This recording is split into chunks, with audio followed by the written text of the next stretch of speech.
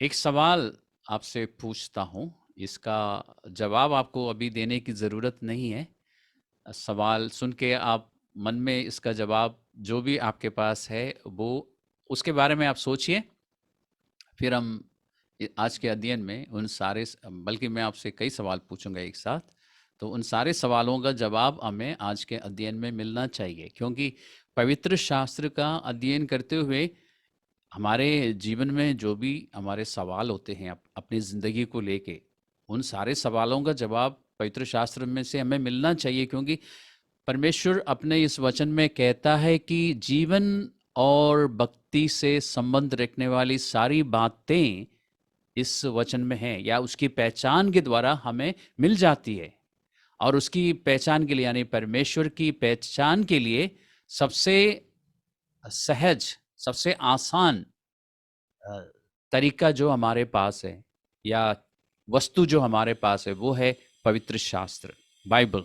अगर अगर अगर हमारे पास बाइबल है तो हम परमेश्वर को पहचान सकते हैं, और उसकी पहचान के द्वारा हमें सब कुछ पता चलता है। तो आज मैं कुछ सवाल पूछूंगा। सबसे पहले ये सवाल पूछूंगा कि क्या परमेश्वर अपने सारे बच्चों से, या अपने बच्चों से, अपनी संतान से बात करता है? आपको हाथ खड़ा करने की ज़रूरत नहीं डिवाइस पे, या वैसे आप अपने आप को ये जवाब दीजिए, क्या परमेश्वर अपने बच्चों से बात करता है? यदि वो बात करता है तो क्या वो सारे बच्चों से बात करता है, या फिर कुछ गिने चुने लोगों से बात करता है, जैसे पास्टर्स होते हैं, लीडर्स होते हैं, या परमेश्वर के जो हमारी नज़रों में जो खास लोग होते हैं, क्या सिर्फ उनसे बात करता है, या फिर सारे बच्चों से बात करता है? तो इन सवालों का जवाब हम ढूंढेंगे। अक्सर संडे के दिन जब हम आराधना करते हैं, उसके बाद अध्ययन करते हैं पवित्र शास्त्र का, और उसके बाद फिर हम प्रार्थना में जाते हैं, तो प्रार्थना से पहले अक्सर ऐसा होता है कि कोई ना कोई बताता है कि आज परमेश्वर ऐसा दिखा रहा है कि किसी को आपके शारीरिक तकलीफों के विषय में कई बार, लगभग हर संडे परमेश्वर बताता है किसी को इस प्रकार की तकलीफ है, किसी को इस प्रकार की तकलीफ है, और परमेश्वर चंगाई दे रहा है। और आपके शारीरिक समस्याओं के अलावा कभी कभी परमेश्वर मानसिक समस्याओं को लेके भी बात करता है। और कभी कभी हमारे लीडर्स में से कोई कहता है कि मुझे पवित्र आत्मा ने ऐसा कहा है, या मुझे लगता है कि पवित्र आत्मा ऐसा कह रहा है, या कभी कोई कहता है कि मुझे पवित्र आत्मा से ये सुनने को मिला है। तो आपने कई रीति से ये सुना जरूर है, और आपने सिर्फ सुना ही नहीं, इसका आनंद भी आपको मिला है, यानी फायदा भी आपको मिला है। कई बार जब आपसे कहा जाता है कि किसी के शरीर में इस प्रकार की तकलीफ है और परमेश्वर ठीक कर रहा है, तो आप में से जिनके जिनके शरीर में उस समय वो तकलीफ थी, उनको उस तकलीफ से छुटकारा मिला है। आपका आपको आपको यकीन हो गया कि आज मुझे शंगाई मिलेगी, और आपको मिली भी है। तो इस तरह परमेश्वर बात करता है, आप जानते हैं। तो पहला सवाल का जवाब तो मैंने ही आपको दे दिया, और आपको भी मालूम था। लेकिन अब सवाल ये है, दूसरा सवाल जो मैंने आपसे पूछा था कि क्या परमेश्वर अपने सारे बच्चों से बात करता है? क्योंकि संडे के दिन की बात जो मैं आपको उदाहरण दे रहा था, वो तो कुछ लोगों के द्वारा आता है। सारे के सारे नहीं बोलते कि नहीं मुझे भी कुछ सुनाई दिया आज मुझे। कुछ लोग तो, क्या सिर्फ कुछ लोगों से ही बात करता है परमेश्वर, या फिर सारे बच्चों से बात करता है? तो इस सवाल का जवाब हम ढूंढते हैं पवित्र शास्त्र में। तो पवित्र शास्त्र में हम चलते हैं नया नियम में, यूहन्ना का सुसमाचार। उस सुसमाचार को खोलिए, और मैं अध्याय बताने से पहले एक और बात बताना चाहूंगा। क्या परमेश्वर से सुनने के लिए हमें कुछ, हमारे पास कुछ होना चाहिए? या दूसरी रीति से इस सवाल को पूछता हूं कि परमेश्वर की आवाज को सुनने के लिए हमारे पास कुछ योग्यता होना चाहिए, कुछ विशेष योग्यता, या अंग्रेजी में क्वालिफिकेशन होना चाहिए, या फिर हमारे पास कुछ विशेष वस्तु होनी चाहिए जिसकी सहायता से हम परमेश्वर की बातों को सुन सकते हैं? इसका जवाब मैं ही आपको देता हूं। हमारे पास दो चीज़ें होनी चाहिए, दो वस्तुओं की हमारी हमारे हमें ज़रूरत है।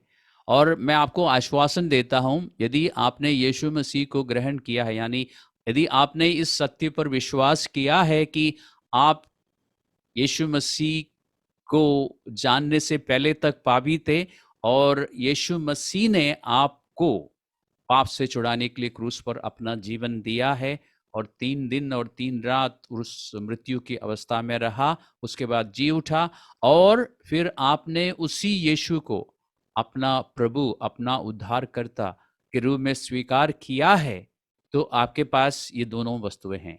और उन दोनों वस्तुओं का नाम मैं आपको अभी बता देता हूं। यह है जो आपके हाथों में है, पवित्र शास्त्र, और दूसरा है पवित्र आत्मा, जो आपके आत्मा में, आपके हृदयों में वास करता है। तो यदि आपने यीशु मसीह पर विश्वास किया है, ये दोनों चीजें आपके पास है, यानी आप पूरी तरह से परमेश्वर की बातों को सुनने की योग्यता रखते हैं, यानी अंग्रेजी में you are fully qualified to hear from God. और इस पे हमारा अध्ययन को हमें समाप्त कर लेना चाहिए, क्योंकि मैंने सारे क्वेश्चंस भी पूछ लिए, जवाब भी दे दिया, आपको समझ में आया कि आप सब परमेश्वर की आवाज़ को, बात को सुन सकते हैं, आप पूरी तरह से योग्यता रखते हैं, इसलिए जब भी परमेश्वर बात कुछ करेगा आपको सुनाई देगा। तो फिर हम आज का अध्ययन समाप्त कर सकते हैं, लेकिन मैं जानता हूं कि आप इससे तृप्त नहीं होंगे, आप थोड़ा सा और डिटेल जानना चाहेंगे, सुनना चाहेंगे, इसलिए एक दो और बातें आपको बता देता हूं। लेकिन हमारा हमारा अध्ययन को लेके जो मुख्य बातें मुझे बतानी थी वो मैंने बता दिया। अब कुछ एडिशनल पॉइंट्स आपको बता देता हूं। यूहन्ना का सुसमाचार का 14वां अध्याय में चलते हैं। The gospel of John chapter 14। और अक्सर मैं आपको कहता हूं, पवित्र शास्त्र में यूहन्ना के सुसमाचार में 14वां, 15वां और 16वां पदों अध्यायों को बार बार पढ़ना चाहिए। आज फिर से कहता हूं, इन तीनों अध्यायों को अच्छी तरह से पढ़िए और उससे आपको बहुत फायदा होगा। क्या फायदा होगा मैं नहीं बताऊंगा अभी, लेकिन जब आप पढ़ चुके होंगे आपको पता चलेगा कि क्या फायदा है। इस अध्याय में से मैं आपको दिखाऊंगा कि परमेश्वर बहुत ही साधारण रीति से आपसे बात करता है, बहुत ही आसान तरीके से आप परमेश्वर की बातों को सुन सकेंगे। अभी मैंने क्या बोला? परमेश्वर बहुत ही साधारण रीति से, सरल रीति से आपसे बात करता है, मुझसे बात करता है, इसलिए हम बहुत ही आसान रीति से या तरीके से परमेश्वर की बातों को सुन सकते हैं। लेकिन ध्यान से सुनिए, हम इंसान जो है बातों को मुश्किल बना देते हैं। हम इंसान जो है परमेश्वर की बातों को कॉम्प्लिकेटेड बनाते हैं, इसलिए हम सुनकर भी कहते हैं कि परमेश्वर ने मुझसे कोई बात नहीं करी।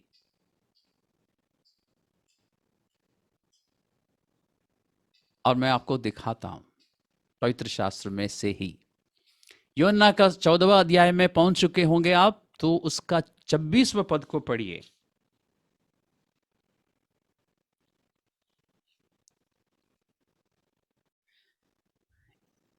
John chapter 14 verse 26।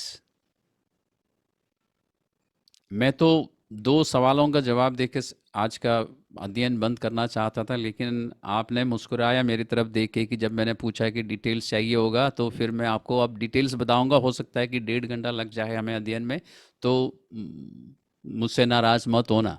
और आप लोगों से रिक्वेस्ट करूंगा कि इस समय आप अपने सारे कामों को बंद करके बाइबल लेके अध्ययन करना शुरू कीजिए, क्योंकि जो बातें मैं आज आपको बता रहा हूँ ये बहुत फ़ायदे की बातें हैं। वैसे भी मेरी टीचिंग में और बाकी लोग भी जो टीच करते हैं, कभी भी आपको नुकसान देने वाली कोई भी बात वो टीचिंग में नहीं बताते, सारी बातें फ़ायदे की है। लेकिन आज की बातें कुछ ज़्यादा ही ख़ास हैं और बहुत ज़्यादा फ़ायदा मिलने वाली बातें हैं। इसलिए मैं जानता हूँ अक्सर होता है कि चर्च सर्विस में लोग अपना वीडियो या अपना मतलब वीडियो नहीं, जूम मीटिंग ऑन करके और अपने काम पे लग जाते हैं।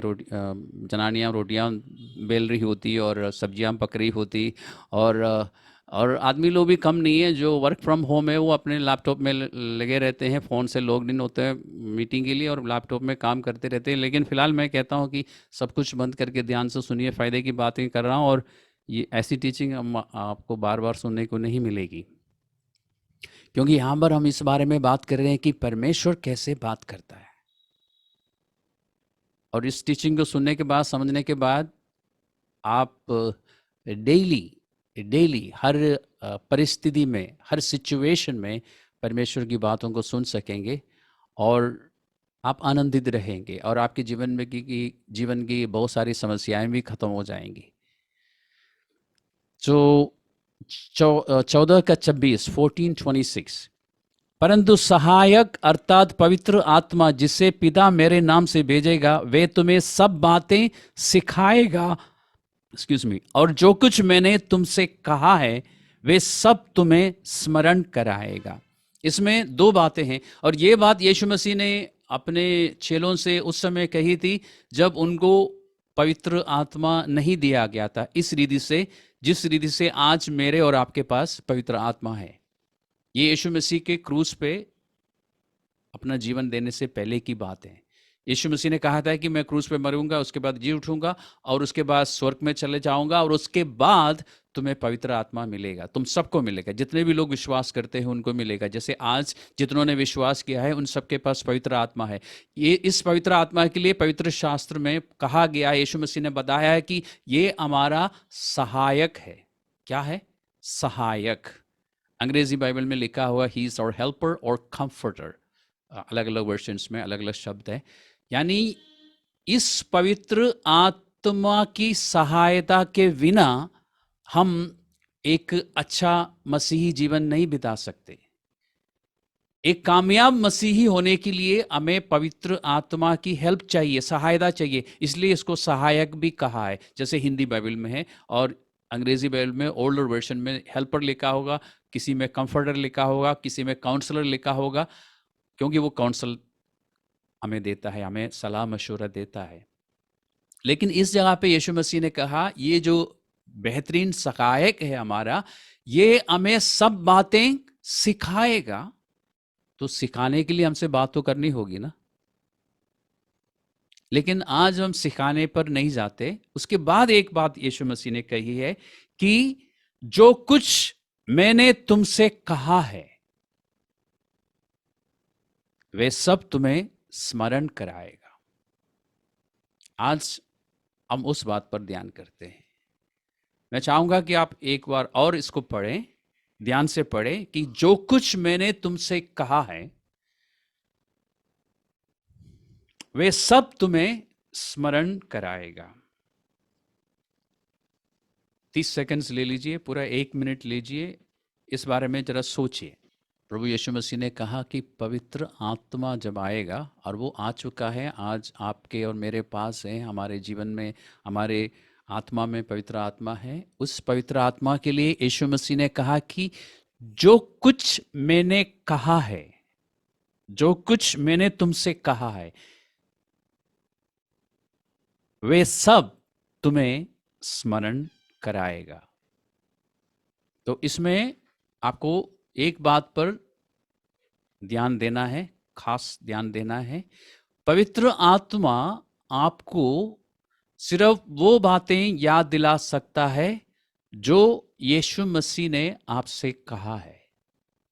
तो यीशु मसीह ने जो कुछ आपसे आज तक कहा है वो सब कुछ ये पवित्र आत्मा आपको समय समय पर याद दिलाएगा। अब एक सवाल आ सकता है मन में, यीशु मसीह ने मुझसे कब क्या कहा है? ये अच्छा सवाल है, इसका भी जवाब हमारे पास होना चाहिए। ये जो बाइबल आपके पास है ना, किताबी रूप में या आपके स्मार्टफोन में, उसके शुरुआत से लेके आखिर तक जो कुछ भी आप पढ़ते हैं वो यीशु मसीह की बातें हैं। या फिर ऑडियो बाइबल में जब आप सुनते हैं, आप यीशु मसीह की बातें सुनते हैं, और पढ़ते समय यीशु मसीह की कही हुई बातें आप पढ़ते हैं। इसलिए अब हम कह सकते हैं कि यीशु मसीह की बातें आपने सुनी है। अगर आपने एक बार भी बाइबल पढ़ी है या बाइबल का सिर्फ एक चैप्टर भी पढ़ा हो, तो उस चैप्टर में, उस अध्याय में जो कुछ आपने पढ़ा है वो यीशु मसीह की बातें हैं। इसका मतलब यीशु मसीह की बातें आप तक पहुंच चुकी है, आपने पढ़ा है या सुना है। उनमें से कोई भी बात पवित्र आत्मा आपको याद दिला सकता है। कब याद दिला सकता है? जब आपको परमेश्वर से कुछ सुनने की जरूरत है। पवित्र आत्मा का दूसरा नाम क्या है? इसमें हिंदी बाइबल में क्या लिखा है? वो सहायक है, वो आपकी सहायता करता है। जब आपको परमेश्वर से कुछ सुनने की जरूरत है तो पवित्र आत्मा आपको परमेश्वर की वो बातें याद दिला देगा जो आपने पहले परमेश्वर से सुना है। सुनने का मतलब आपने बाइबल में पढ़ा है या ऑडियो बाइबल में से सुना है। इसलिए हम में से कोई भी नहीं कह सकता है कि यीशु मसीह की बातें मैंने कभी नहीं सुनी है या कभी नहीं पढ़ी है, क्योंकि आपने बाइबल पढ़ी है, आपने सुना है ऑडियो बाइबल में से। अब पवित्र आत्मा क्या करेगा? उनमें से कोई बात समय के अनुसार या जरूरत के अनुसार आपको याद दिलाएगा, और ऐसा करके आप परमेश्वर की बातों को सुन लेते हैं। परमेश्वर की ओर से आपको अगुवाई मिलती है, परमेश्वर की ओर से आपको गाइडेंस मिलती है, परमेश्वर की ओर से आपको इंस्ट्रक्शंस मिलता है उस सिचुएशन को लेके या उस समय की जरूरत के अनुसार। अब क्योंकि ये बहुत आसान है, हम इसको मिस कर देते हैं। मैं आपको उदाहरण देता हूं।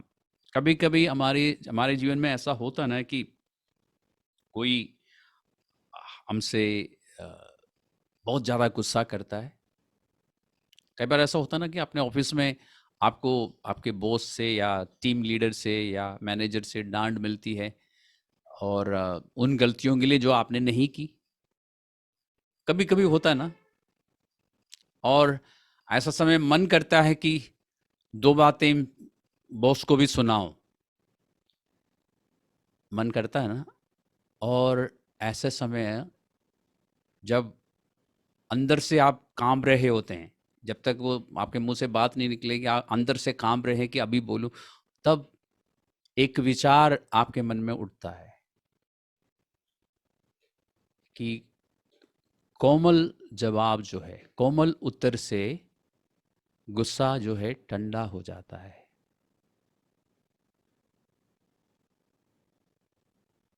कभी आपके साथ ऐसा हुआ है? जरूरी नहीं कि यही यही यही बात हो।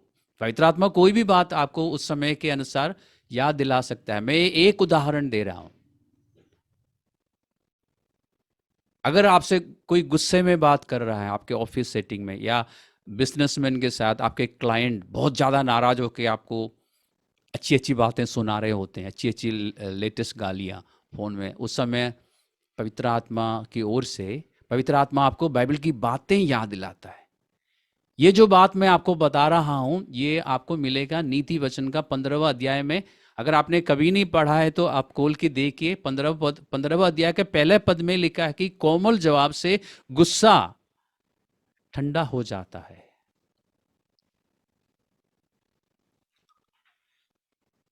आप जल्दी से खोल के देखिए, ऐसा लिखा है कि नहीं।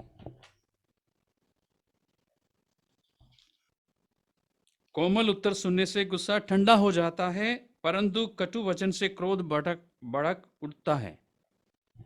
तो पवित्र आत्मा कभी कभी आपको ये वर्ष याद दिला सकता है, और उसके बाद आप क्या करेंगे वो आपका चॉइस है। आज के ज़माने के अनुसार आपके हाथों में है। अक्सर क्या होता है कि, अक्सर, हमेशा नहीं, और ज़्यादातर लोग उस बात को इग्नोर मार देते हैं, उसको नज़रअंदाज करते हैं। अब आपसे मैं सवाल पूछता हूं, क्या ऐसे समय में परमेश्वर ने आपसे बात की? बिल्कुल की है।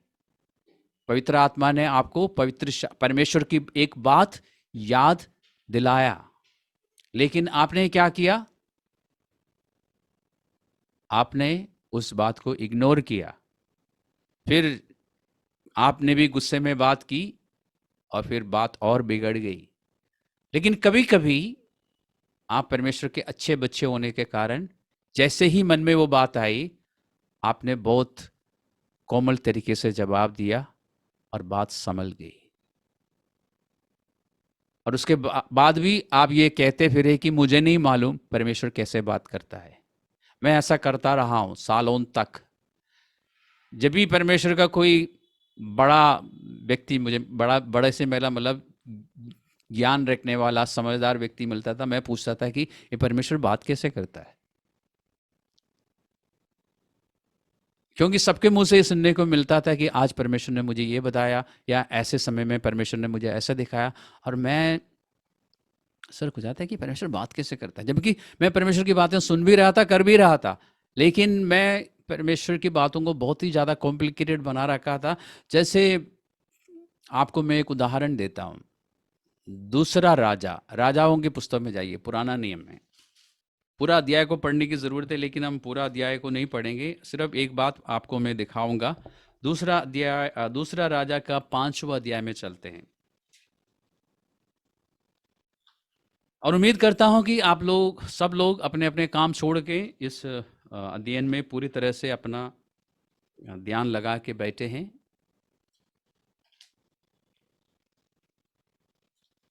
ओके, दूसरा राजा का 5वां अध्याय, 2 किंग्स चैप्टर 5।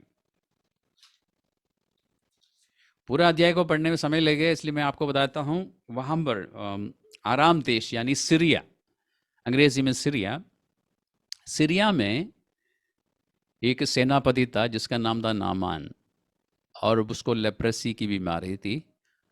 और उसके उसके घर में उसकी एक दासी थी। दासी से मतलब गुलाम, जो उसकी पत्नी की गुलाम थी, लेकिन वो विश्वासीन थी। वो इसराइल में से थी, छोटी सी लड़की।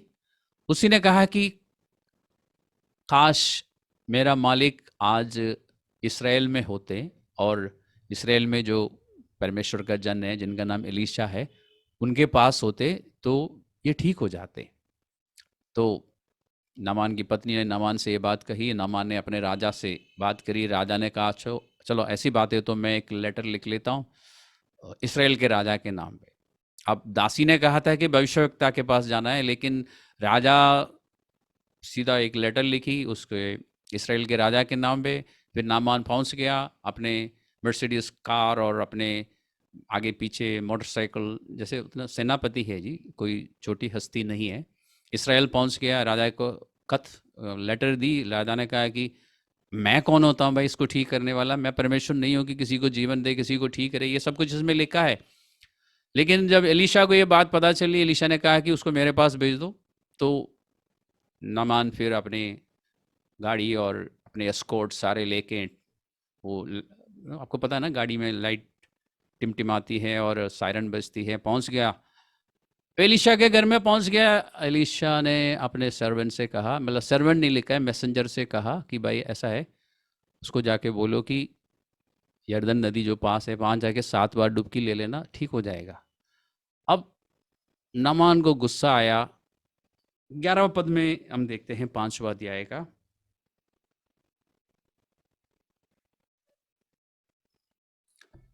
जब नामान के पास ये संदेश पहुंचा तो नामान, वैसे उसका नाम भी नामान है तो उसको मानने में वैसे भी दिक्कत थी थोड़ी सी। तो हम में से कोई भी नामान नहीं होंगे, हम सब मान होंगे, ठीक है।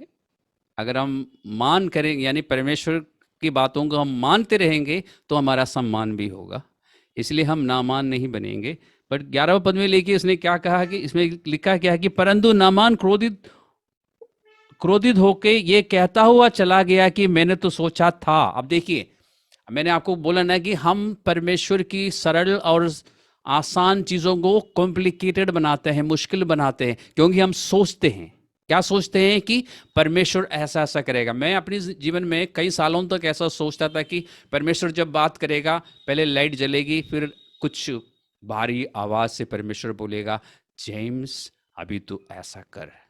तो ये ऐसा ही सोचता था मैं हमेशा कि पहले लाइट चमकेगी, फिर कुछ सन्नाटा छा जाएगी, फिर परमेश्वर की आवाज, भारी आवाज, बेस वॉइस में परमेश्वर कुछ बोलेगा। फिर 4 5 6 साल तक मैं पता नहीं, से ज्यादा शायद 10 साल तक मैं यही ढूंढता रहा और कभी हुआ नहीं। ऐसा क्यों? क्योंकि मैं ऐसा सोचता था। अब परमेश्वर ने मुझसे कभी भी ऐसी बात नहीं करी कि लाइटें जली हो और फिर सन्नाटा छा गई हो, फिर धुआं निकली हो चारों तरफ से, फिर परमेश्वर, ऐसा कभी नहीं हुआ। इस नामान के साथ भी ऐसा ही था। उसने सोचा, और ये मैं नहीं कह रहा हूं, लिखा है 11वां पद को ध्यान से पढ़िए, 5:11 सेकंड किंग्स। परंतु नामान क्रोधित हुआ और ये कहते हुए चला गया कि मैंने तो सोचा था कि अवश्य वे, यानी वो भविष्यवक्ता एलीशा, मेरे पास बाहर आएगा और खड़ा होकर अपने परमेश्वर यहोवा से प्रार्थना करके कोढ़ के स्थान पर अपना हाथ फेर कर कोढ़ को दूर करेगा। तो नामान ने क्या सोचा कि पहले भविष्यवक्ता निकल के आएगा, फिर मेरे सामने खड़ा होगा, फिर हाथों को उठाएगा और परमेश्वर से कुछ मांगेगा, फिर जहां पर मेरा कोढ़ है, यहाँ पे लिखा नहीं कि उसके शरीर के कौन से हिस्से में था, तो जहां पर भी है उस पर हाथ तो नहीं रखेगा, लेकिन उसको ऊपर आसपास हाथ लाके ऐसा हाथ फेराएगा, हाथ घुमाएगा, उसके बाद एकदम गायब हो जाएगा। ये सोच के भाई साहब वहां से निकले थे सीरिया से, कई दिन लगे थे पहुंचने में, तो दिन भर यही सोचता रहा होगा कि एलीशा नबी आएगा या ऐसा करेगा, लेकिन ऐसा कुछ हुआ नहीं। तो उसको गुस्सा आया, उसने कहा कि इस यर्दन नदी में नहाने से अच्छा नहीं, डुबकी लेने से अच्छा नहीं कि मैं अपने देश में जाऊं, वहां की नदी तो और भी साफ है। तो वहां जैसे जैसे आप सोच लीजिएगा, अगर आप में से किसी के पास कोई पंजाब से आता है, सुना कि एक पास्टर अमन है या पास्टर राहुल है या पास्टर अमित है, विथ देयर वाइफ्स, ठीक है, अकेले नहीं, तो और ये सब इनके द्वारा चंगाई होती है, और पंजाब से कोई चला आता है और पास्टर अमन या अमित या पास्टर राहुल कहते भाई ऐसा है, जहाँ से आप आए हो ना, ISBT के पास ही यमुना नदी है, वहाँ जाके एक डुबकी ले लो या 7 डुबकी ले लो, आप ठीक हो जाएंगे। वो बोलेगा भाई यमुना में डुबकी, यहाँ पे तो पानी वैसे भी गंदा है, तो हम अपने पंजाब में तो 5 नदियाँ हैं, साफ पानी है, उसमें जाके ना डुबकी लूँ। आज की तारीख के हिसाब से बता रहा हूँ मैं आपको, ऐसा ही नामान ने सोचा। बाद में क्या हुआ आप देख लेना, उसके साथ जो कर्मचारी थे वो समझदार थे, उसने उसको समझाया, फिर उसने जाके डुबकी ली, वो ठीक भी हो गया।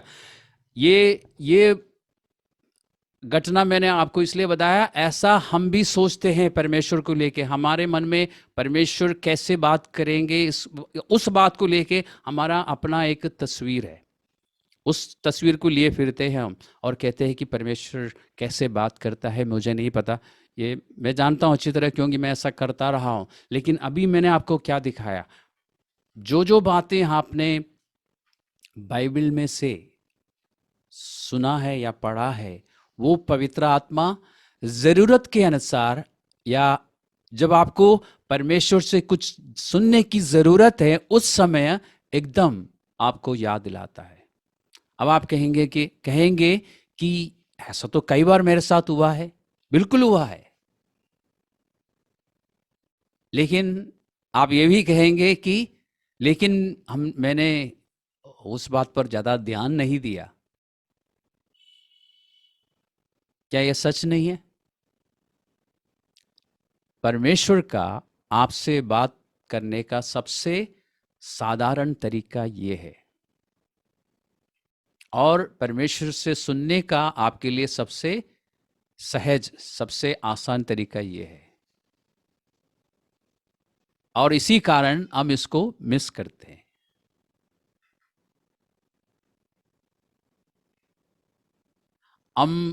मैं ये नहीं कह रहा हूं कि और किसी रीति से परमेश्वर अपने बच्चों से बात नहीं करता। परमेश्वर कभी दर्शन दिखाता है, कुछ दर्शन से मेरा मतलब जैसे अभी आप मुझे टीवी अपने स्क्रीन पे देख रहे हैं ना, वैसे परमेश्वर कुछ बातें आपको बताने के लिए आपके आंखों के सामने दिखा सकता है। आपसे रात को सपने में परमेश्वर बात कर सकता है, ये सब होता है। लेकिन सबसे ज़्यादा और सबसे सरल रीति से जो परमेश्वर हमसे बात करता है वो है पवित्र शास्त्र की बातों को स्मरण दिलाते हुए। अब आपको पता चलाना है कि मैं क्यों कहता रहता हूं कि पवित्र शास्त्र पढ़ो। क्योंकि अगर आप पवित्र शास्त्र पढ़ेंगे और अध्ययन करेंगे, पढ़ने से मेरा मतलब ये नहीं कि जैसे हम लोग वो छोटी छोटी बुकलेट्स जो रखते थे ना यीशु मसीह में आने से पहले, अपने विशेष करके स्त्रियां अपने पर्स में रखती थी, फिर बस में या मेट्रो में बैठते ही जैसे सीट मिल जाती है पर्स खोलती है, फिर एकदम वो गुटका बोलते हैं उसको निकाल के पढ़ लेते, पूरा पढ़ लिया, एक बार चुंबन कर लिया, वापस पर्स में दे दिया। ऐसे मत पढ़िए बाइबल को, बाइबल को ध्यान से पढ़िए। पढ़ने के बाद एक दो पद पढ़ने के बाद अपने आप से पूछिए कि इसका मतलब क्या है। अपने आप से पूछिए, क्या मुझे समझ आ रहा है कि मैं क्या पढ़ रहा हूँ या क्या पढ़ रही हूँ। उसको अपने मन के गहराई में जाने दीजिए। जब आप उसमें थोड़ी देर विचार करेंगे ना उस बात पर जो आप पढ़ रहे हैं, तो वो आपकी मन की गहराई में जाके वो बात बैठ जाएगी।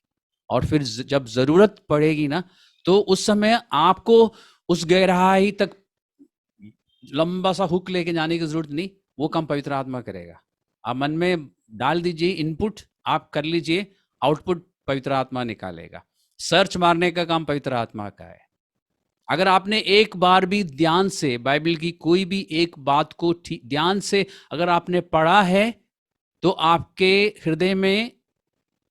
हृदय जिसको हार्ड डिस्क बोलते हैं, हार्ड डिस्क में कहीं ना कहीं होगा, और पवित्र आत्मा को सेकंड्स भी, एक सेकंड भी नहीं लगेगा उसको वहां से निकालने में, और आपको आपके सामने लेके आएगा। यह है पवित्र आत्मा का काम। कभी कभी जरूरी नहीं है कि हर बार गुस्सा या ऐसे गुस्से के मौके पे आपको यही वचन सुनाई दे। हो सकता है कि नीति वचन 29 में से पवित्र आत्मा आपको याद दिलाए। नीति वचन का 29 का 9 में लिखा है कि जब एक बुद्धिमान, जो कि हम है ना, जब एक बुद्धिमान एक मूर्ख से बात करता है या स्पेशली विवाद करता है, तो झगड़ा होता है। इसलिए समझदारी क्या है? जब एक व्यक्ति मूर्ख के समान बात करता है तो आप उससे बहस ना करें। लेकिन आमतौर पर हम क्या करते हैं, या हमारा नेचुरल टेंडेंसी क्या है? जब एक इंसान बेवकूफ़ी की बातें करता है तो हम चाहते हैं कि हम कुछ समझदारी की बात उससे करें और उसको बताएं कि हम कितना समझदार हैं, है ना? ऐसा लिखा है क्या जो मैं आपको बता रहा था 29 में, 29:9 प्रोवर्ब्स? इसलिए जब कोई मूर्ख व्यक्ति आपसे बहस करना शुरू करता है तो आपको क्या करना चाहिए? चुप रहना चाहिए। और कई बार आपका बॉस भी मूर्ख बन जाता है, हमेशा नहीं, वैसे समझदार होते हैं, लेकिन कभी मूर्ख बन जाता है और मूर्ख की तरह बात करता है, तो पवित्र आत्मा हो सकता है कि ये वाली बात आपको आपके मन में उभारे। तो आपको क्या सिग्नल दे रहा है पवित्र आत्मा? चुप रहो, बहस मत करो। लेकिन हम क्या सोचते, काश परमेश्वर ने उस समय मुझे कुछ बताया होता। परमेश्वर ने तो आपको याद दिलाया अपना वचन।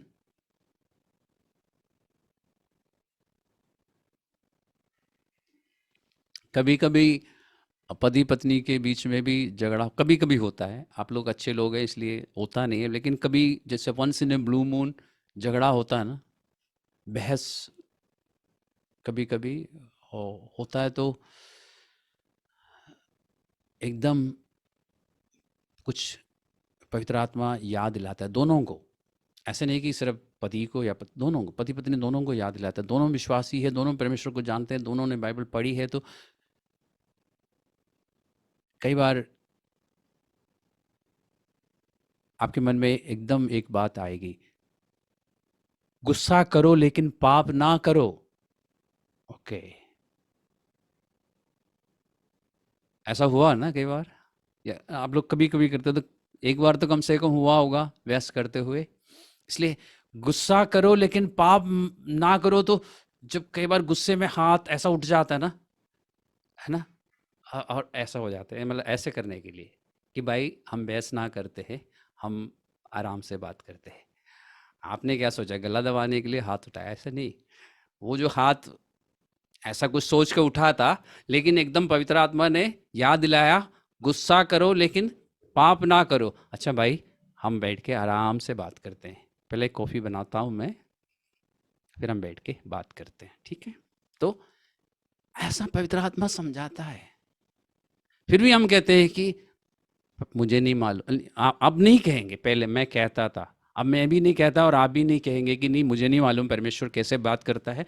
अगर आपको परमेश्वर की बातें सुननी है, जब आपको सख्त ज़रूरत है परमेश्वर से सुनने के लिए, इस बाइबल को पढ़ते रहिए, इसको ध्यान से पढ़ते रहिए। जब ज़रूरत पड़ेगी, आपने जो मन में डाल रखा ना, वो पवित्र आत्मा सर्च मारेगा, एक with in a fraction of A second search मार के ऊपर लाएगा। और कभी भी आपको ऐसा मैसेज नहीं मिलेगा नॉट फाउंड।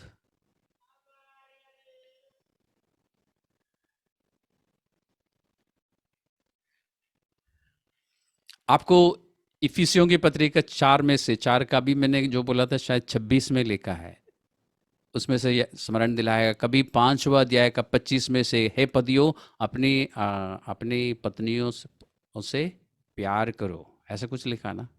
या 5 का 22 में लिखा है, पत्नियों से कहा है कि पत्नियों अपने पति के अधीनता में रहो। यह आपको याद आएगा। ये कौन याद दिलाता है? पवित्र आत्मा। आपकी आपकी मेमोरी कितनी भी खराब क्यों ना हो, कई बार मेमोरी अपग्रेड करना पड़ता ना, तो आप उसके लिए एक्सरसाइज करते हैं। लेकिन इस बात में आपको मेमोरी अपग्रेड करने की ज़रूरत नहीं है, क्योंकि इसमें पवित्र आत्मा काम करता है, आपको स्क्रिप्चर्स याद दिलाता रहेगा वो। हम क्या गलती करते हैं? हम इग्नोर करते हैं, हम सोचते हैं, मैं सोचता था, अब मैं नहीं सोचता, और मैं जानता हूँ आज के बाद आप भी ऐसा नहीं करेंगे। आप उन बातों पर ध्यान करेंगे, क्योंकि उस समय जो कुछ आपको परमेश्वर से सुनने की ज़रूरत है, वो वचन के द्वारा पवित्र आत्मा आपको याद दिला रहा है। और उसको मानिए, उस बात को तुरंत मानिए, देर मत करना। नामान के साथ तो कर्मचारी थे काफ़ी, उन्होंने मदद की। आपके पास कोई कर्मचारी नहीं है, इसलिए जब परमेश्वर की कोई बात मन में इस तरह से आती है, तुरंत उसको मानिए, आपको फ़ायदा मिलेगा।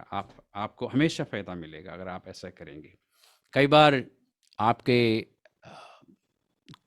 ऑफिस में या बिजनेसेस में या स्कूल में, कॉलेज में, लोग आपको दुख पहुंचाते हैं।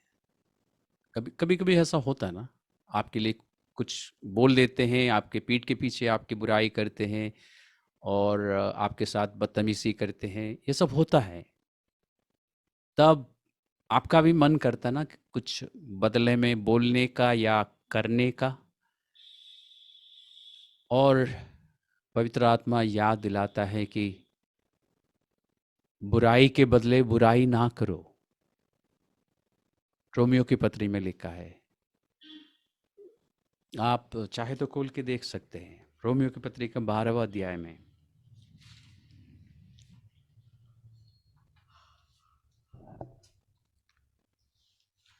अभी कोई थके तो नहीं है ना?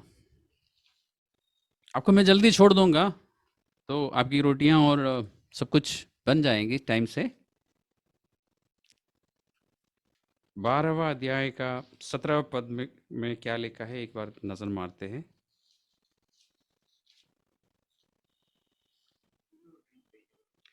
इसमें लिखा है, बुराई के बदले किसी से बुराई ना करो।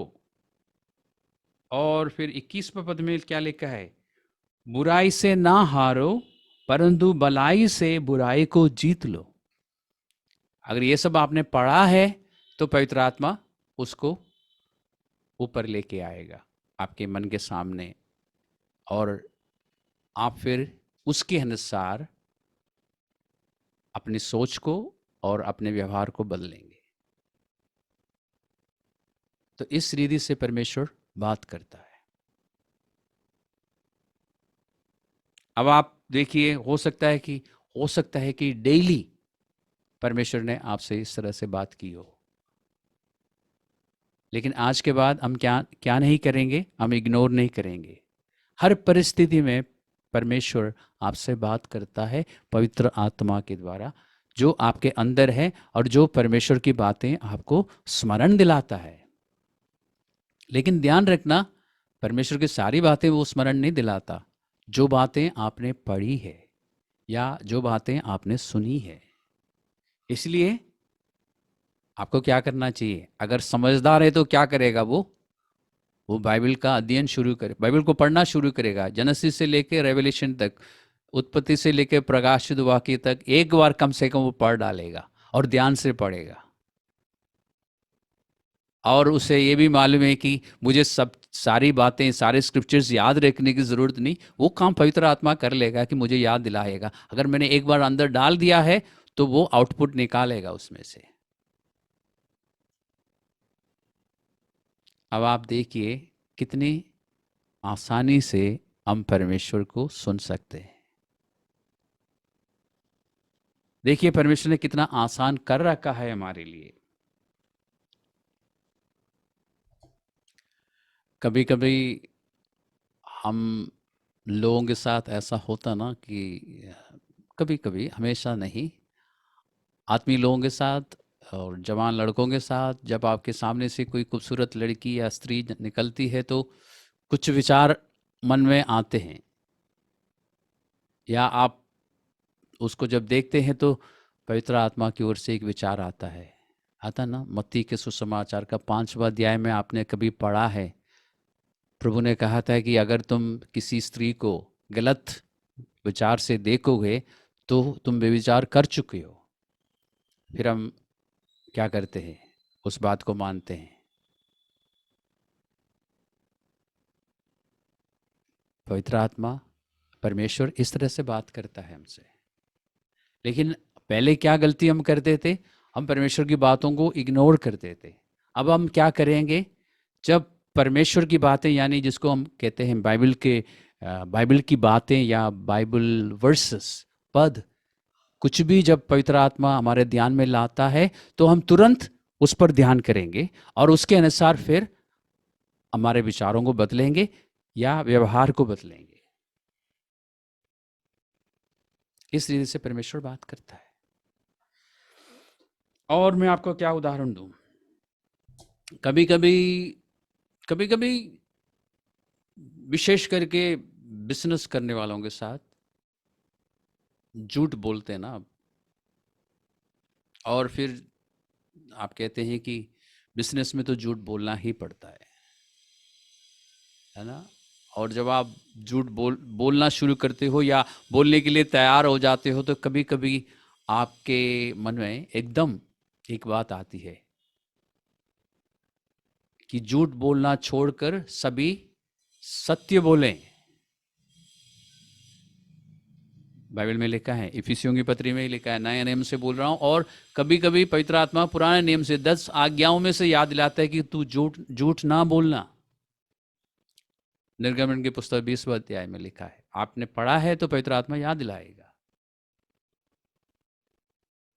कभी कभी लोग, विश्वासी लोग चोरी करते हैं ना। हाँ नहीं, ऐसा मत बोलिए पास्टर, हम तो कभी नहीं चोरी करते। ओके,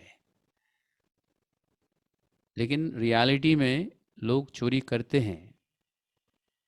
जैसे कभी कभी ऑफिस की चीज़ें घर पे ले आते हैं,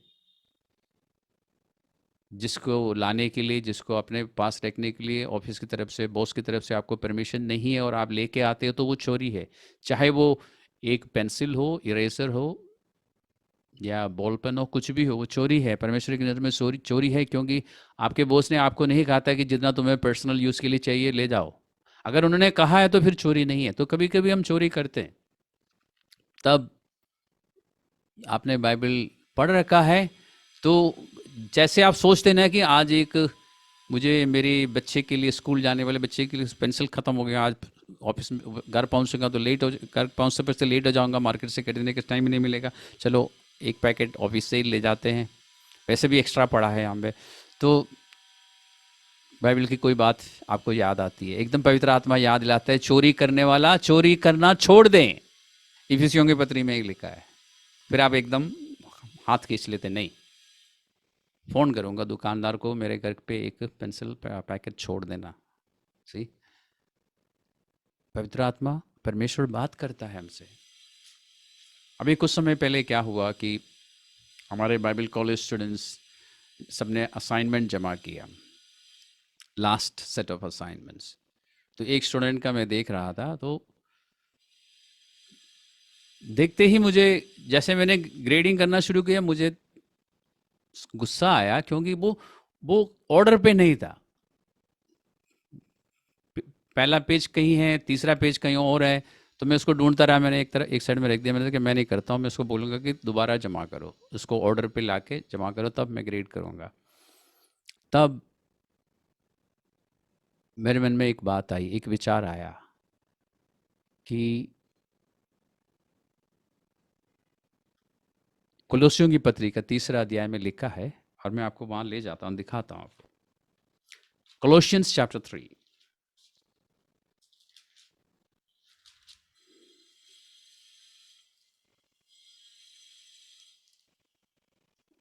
और ये 3:12 में लिखा है, 3:12 लिखा है, इसलिए परमेश्वर के चुने हुए के समान जो पवित्र और प्रिय है, जो कि मैं हूं और आप ही है, बड़ी करुणा और भलाई और दीनता और नम्रता और सहनशीलता धारण करो। मुझे खास रूप से उसमें ये बात आई कि सहनशीलता धारण करो, और उसके बाद एक और बात है इसमें, वो भी मेरे ध्यान में आई कि यदि किसी को किसी पर दोष देने का कोई कारण हो, तो एक दूसरे की सह लो और एक दूसरे के अपराध मुझे जब ये बात ध्यान में आई ना कि सह लो, तो मैंने कहा मैं सह लेता हूँ। मैंने फिर उस असाइनमेंट को उठाया, उसको स्टेपल निकाल दिया, उसको ऑर्डर पर रख दिया, वापस स्टेपल मार दिया, फिर ग्रेड करके दे दिए। तो ये मैं लेटेस्ट इंसिडेंट, आपको लेटेस्ट नहीं, अभी 1 महीने पहले की बात है। तो परमेश्वर हमसे बात करता है, हर बात में बात करता है। हम पहले क्या गलती करते थे, हम इग्नोर करते थे। उस समय, उस सिचुएशन में परमेश्वर की ये इच्छा थी कि मैं उसको ग्रेड करके वापस दूं।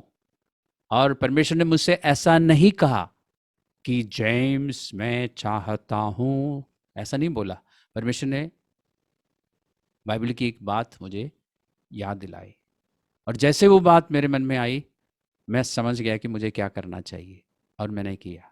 ये मैं आपको अपना उदाहरण इसलिए दे रहा हूं कि कितना आसान है परमेश्वर से सुनना, और कितने आसान तरीके से परमेश्वर अपना काम करता है, और हमें ध्यान देने की ज़रूरत है। ध्यान देने से मेरा मतलब, जो बात उस समय आपके मन में आती है उस पर ध्यान देना है, फिर उसके अनुसार आपको अपना विचार बदलना है, अपना व्यवहार बदलना है। अब आपको याद आ रहा है ना, कई बार आपके साथ ऐसा हुआ ना, इसलिए हमें क्या करना चाहिए। ये तो मैंने आपको कुछ उदाहरण दिए, और अब आपको मेरे ख्याल से इतने उदाहरण काफ़ी है, इतने सारे मैंने आपको दिए हैं, काफ़ी है। अगर आपने बाइबल पढ़ी है, तो पवित्र आत्मा अवश्य 100% याद दिलाएगा आपको। वो आपका सहायक है, आपकी सहायता करेगा। वो आपके लिए बेस्ट स्क्रिप्चर्स वो याद दिलाएगा, जो उस समय के अनुसार आपको जिसके द्वारा उस समय के अनुसार आपको, या उस संदर्भ में आपको सहायता मिले। इसलिए हमें क्या करना चाहिए। अब आपको नोटबुक में लिखने की ज़रूरत नहीं, लेकिन मन में लिख लीजिए। सबसे पहले आपको बाइबल ध्यान से पढ़ने की ज़रूरत है, और पढ़ते समय अपने आप से पूछना चाहिए कि क्या मुझे समझ आ रहा है, मैं समझ पा रहा हूँ कि जिन बातों को मैं अभी पढ़ रहा हूँ। सोचिए, तब पवित्र आत्मा उसमें से कुछ आपको समझाएगा, ताकि समझ के साथ पवित्र शास्त्र की वो बात आपके मन की गहराई में जाके बैठेगी। पिछले संडे भी हमने वचन को लेके ये अध्ययन किया था ना, कि परमेश्वर का वचन हमारे मन में हमें डालना चाहिए। हमने भजन संहिता 119 में से देखा था ना, पास्टर पूजा ने बताया था ना, कि मैंने तेरे वचन को इस तरह से छुपा दिया ताकि मैं तेरे विरुद्ध पाप ना करूं। तो हमें मन में छुपाने का काम हम करेंगे, यानी हम ध्यान से पढ़ेंगे, विचार करेंगे, उसके बाद वो मन की गहराई में जाके बैठ जाएगा, और फिर ज़रूरत जब पड़ेगी, पवित्र आत्मा उसको उभार के ऊपर को लेके आएगा। इसलिए दूसरा काम हमें क्या करना है, भजन संहिता में चलते हैं, द बुक ऑफ साम्स। और ये लास्ट वर्स है जो मैं सोच रहा हूँ फिलहाल कि आपको दिखाऊं। आपके लिए और मेरे लिए एक आदेश है। इस आदेश को समझने के बाद हमारे लिए बहुत आसान होगा परमेश्वर की बातों का सुनने का बारे में तो मैंने आपको बताया। अब करने के बारे में बता रहा हूँ कि आप वचन पढ़ेंगे, ध्यान से पढ़ेंगे, गहराई में जाने देंगे। उसके बाद भजन 95, that is 95th Psalm, Psalm 95, भजन 95, और इसका 7, 8 और 9 हम पढ़ेंगे, यानी 7 से लेकर 9 तक। क्योंकि वही हमारा परमेश्वर है और हम उसकी चराई की प्रजा और उसके हाथ की बेड़े हैं। तो अपनी पहचान एक बार अच्छी तरह से करने के बाद हम आगे बढ़ते हैं। यीशु ही हमारा परमेश्वर है और हम उसकी प्रजा, उसकी संतान और उसकी चराई की बेड़े हैं। वो उस बात को समझने, ऐसा समझाने से आसानी से समझ आता है कि जैसे एक चरवाहा अपनी भेड़ों का ध्यान रखता है, वैसे यीशु मसीह हमारा ध्यान रखता है, हमारा परमेश्वर हमारा ध्यान रखता है, उसको हमारी परवाह है, इसलिए वो हमसे बात करता है। कैसे? पवित्र आत्मा जो हमारे अंदर है, पवित्र शास्त्र की बातें हमें याद दिलाता है। ये 7वां पद पूरा नहीं हुआ। अभी तो ये बताया कि हम क्या है और परमेश्वर क्या है हमारे लिए, या परमेश्वर और हमारे बीच में क्या रिश्ता है, ये बताया। हम भेड़ों के समान हैं और वो हमारा चरवाहा है, इसलिए हम जब रास्ते में से भटकते हैं तो वो हमें वापस रास्ते में लाता है। इसीलिए अब ध्यान से पढ़िए और सुनिए, भला होता कि आज तुम उसकी बात सुनते। कब की बात? आज। आज जब पवित्र आत्मा आपको पवित्र शास्त्र की बातें याद दिलाता है तो आपको क्या करना चाहिए? सुनना चाहिए। सुनने का मतलब क्या है? उस पर ध्यान करेंगे और अपने विचारों को और अपने व्यवहार को बदलेंगे। भला होता, आपके लिए भलाई होगी यदि आप उस बात को सुनेंगे। अगर आप नहीं सुनेंगे तो क्या होगा, मुझे बताने की जरूरत नहीं है। इसमें लिखा है उस समय, किस समय? जब वो आपसे बात करता है। कैसे बात करता है? पवित्र शास्त्र के द्वारा। पवित्र शास्त्र के द्वारा कैसे बात करता है? पवित्र शास्त्र की बातें आपको याद दिलाकर। पवित्र शास्त्र की कौन सी बातें? जो आपने पहले पढ़ी है और मन में बसा दी है, मन में डाल दी है, छुपा दी है। उन बातों को स्मरण दिला के जब परमेश्वर आपसे बात करता है तो भला होता है कि आप उसकी बात सुनते और अपना अपना, दूसरों के बारे में नहीं बात हो रही है, आपके अपने बारे में बात हो रही है। अपना अपना हृदय ऐसा कठोर मत करो जैसा मरीबा में व मस्सा के दिन जंगल में हुआ था।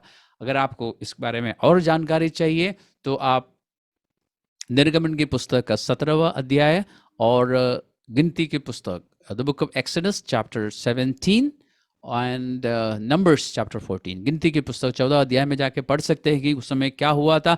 लोग वापस जाने की बातें कर रहे थे। यीशु मसीह में विश्वास करने वाले लोग वापस दुनिया की बातों में जाने की बातें कर रहे हैं, दुनिया की रीति से चलने की बातें कर रहे हैं। उनसे कह रहे हैं कि ऐसा मत कर, जैसे वहां पे उस समय हुआ था वैसा मत कर, मेरी बात को सुन। जब आप परमेश्वर की बात को नहीं सुनते तो फिर हम किसकी बात सुनते हैं? हम दुनिया की रीति से चलना शुरू करते हैं, वापस दुनिया की रीति में चलने की कोशिश में रहते हैं। इसलिए परमेश्वर क्या कह रहा है कि ऐसा मत कर, मेरी बात को सुन। जो स्क्रिप्चर्स आपको याद आता है, जो स्क्रिप्चर्स, जो पवित्र शास्त्र की जो बातें पवित्र आत्मा आपको याद दिलाता है ना, उस पर ध्यान कर, उसको मान और नामान मत बन। जैसे हमने नामान को देखा था, ऐसा नहीं करेंगे, हम मानेंगे। तो परमेश्वर बहुत ही साधारण रीति से आपसे बात करता है और परमेश्वर की बातों को सुनना बहुत ही आसान है, बहुत ही सहज है। किसी दिन हम एक क्लास फिर से लगाएंगे, एक 2 दिन की क्लास में और रीना देते हैं जिसमें हम विस्तार रूप से सिखाते हैं कि परमेश्वर कैसे बात करता है। लेकिन उस क्लास में शायद हम इस बात को जो मैंने आज सिखाई है कभी कभी सिखाया, मुझे ऐसा कुछ याद है इतनी डिटेल में इस रीति से परमेश्वर हमसे बात करता है जो कि सबसे आसान है, सबसे सहज है, हम उस क्लास में नहीं सिखाते। तो नेक्स्ट टाइम जब हम क्लास में सिखाएंगे तो इसको भी हम ऐड करेंगे उसमें कि परमेश्वर बहुत आसान तरीके से अपने बच्चों से बात करता है। और क्योंकि ये आसान है, हम कॉम्प्लिकेटेड बनाते थे, मैं नहीं कहता है कि बनाते हैं, बनाते थे, लेकिन अब हम ऐसा नहीं करेंगे। तो यहां पर हम आज के अध्ययन को समाप्त कर सकते हैं। और संक्षिप्त में हमें क्या करना चाहिए? सबसे पहले बाइबल ध्यान से पढ़ना चाहिए ताकि बाइबल की बातें हमारे जहन में अच्छी तरह से बैठ जाए। और दूसरी बात, जब पवित्र आत्मा हमें कुछ याद दिलाता है तो हम उसको मानेंगे, उस पर ध्यान करेंगे, विचारों को बदलेंगे, व्यवहार को बदलेंगे, तब हमारी जीत होगी, है ना। दो बातों पर आपको ध्यान देना है, बाइबल पढ़ना है और फिर पवित्र आत्मा जब याद दिलाता है उसको मानना है। ऐसा करने से हम कामयाब रहेंगे, ऐसा करने से हमें विक्ट्री मिलेगी। हर परिस्थिति में, हर जगह में परमेश्वर अपने बच्चों से बात करता है, हमेशा करता है।